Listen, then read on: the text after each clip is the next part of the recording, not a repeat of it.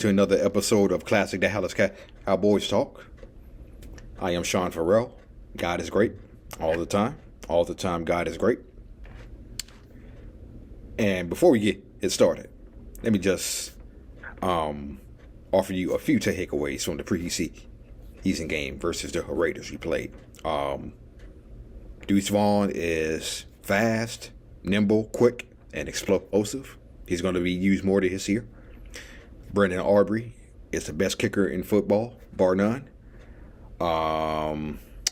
Trey Lance looks solid. Ryan Florney, I think how you pronounce his name, number 18.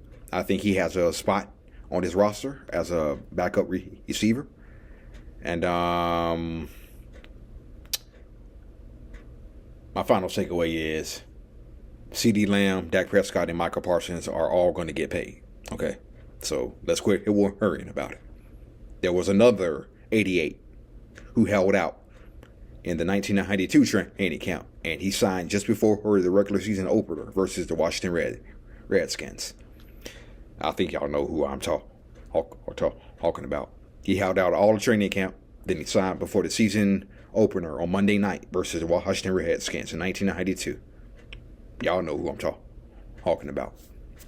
With that being said, let's get right to it. So, 1996 NFC Wildcard game.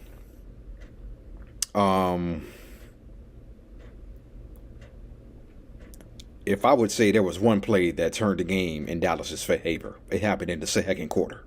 Okay? Well, actually, it was a number of plays that turned the game in the Cowboys' favor, but I think the first one that turned the play in the Cowboys' favor was gigantic. Okay, so Dallas was leading 7-0 after the first quarter. Aikman had scored on a rushing touchdown. Cowboys led 7-0 heading into the second quarter. Minnesota is driving. Okay, Minnesota's driving, and Brad Johnson throws a pass to Ampley. And Ampley breaks away.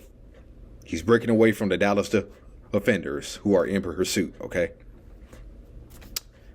One of those defenders who were in pursuit was George Teague, okay?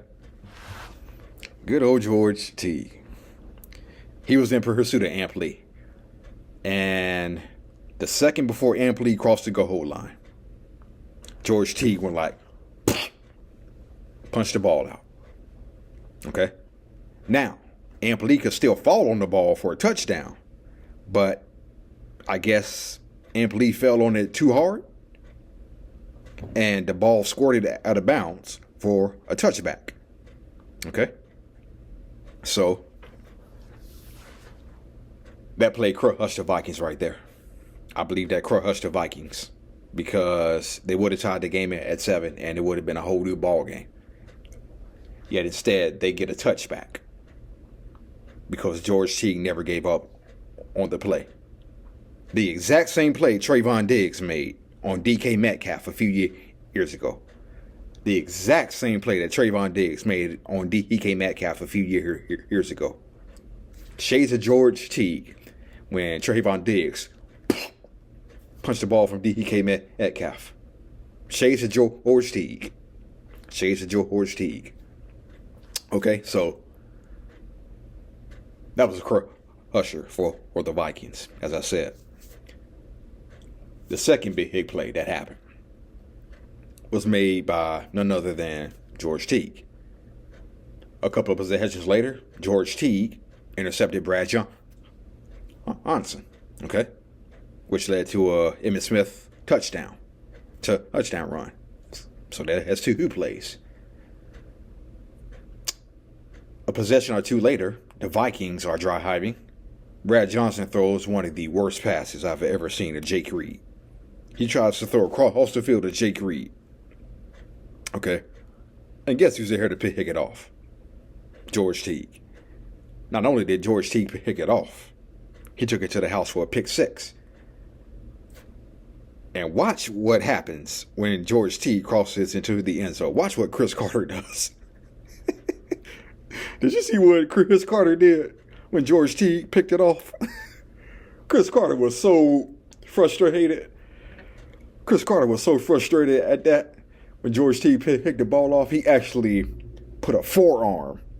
He actually put a forearm to George Teague's, to the back of George Teague's helmet.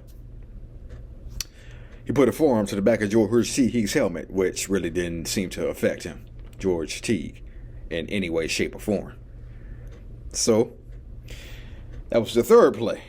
Okay? And I think that play that George Teague made, I think that broke the Vikings back completely. That broke the Vikings back completely. That broke them. That really broke them.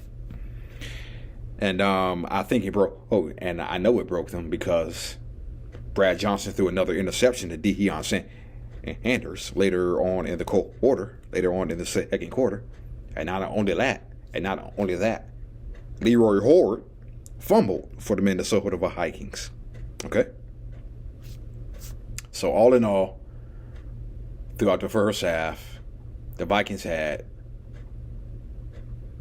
5 turnovers in all. 3 interceptions, 2 fumbles. I believe they had one in the first quarter too. 3 interceptions, 2 fumbles, and 1 pick six. All of that added up to a 30-0 halftime lead for the Cowboys, and it was pretty much over. Cowboys win going away 40-15. Okay, so if there was one player who beat the Minnesota Vikings, I would have to say George Teague. George Teague, he was the man. George Teague was the man that day. And Brock Marion got injured during the season. Brock Marion got injured during the season. So, and George Teague also had a 101-yard interception return versus the Lions when he was playing for Green Bay. When the Lions played the Packers in the 1993 divisional playoff. George Teague had a 101-yard interception return that turned the game. Okay. And so George Teague was released by Green Bay. I believe he had a stop in Atlanta too. He was cut by Atlanta. Brock Marion gets injured. Okay. Brock Marion gets injured. They signed George Teague. And boy, what a revelation. What a revelation he was. He played well. George Teague played well. And George Teague beat the Minnesota Vikings by himself. Okay. We all know about Aikman, Irvin, and Smith. Okay. Aikman, Irvin, and Smith, those are VIPs. Okay. But George Teague, he beat the Minnesota Vikings by his damn self. Because he was the one who made game-changing plays. He was the one who made game-changing plays. Not only that, I remember Herschel Walker had a big run. Okay? Herschel Walker had a big run against his former team. He had a 22-yard run that set up a Emmitt Smith touchdown. Herschel Walker did, yeah. So, I tend to forget this too. Herschel Walker actually came back to Dallas in the 1994 to 1996 and 97 season. Yeah, so Herschel Walker came back to Dallas. I tend to forget that sometimes. Okay, I tend to forget he came back to Dallas. But yeah, he came back to Dallas and was a primary kick returner and made a difference for him that year. Only thing about it is he was actually tackled by Adam Vinatieri during a punt return. Oh, man. Herschel, how could you get tackled by Adam Vinatieri? Oh, my goodness. Yeah, but yeah.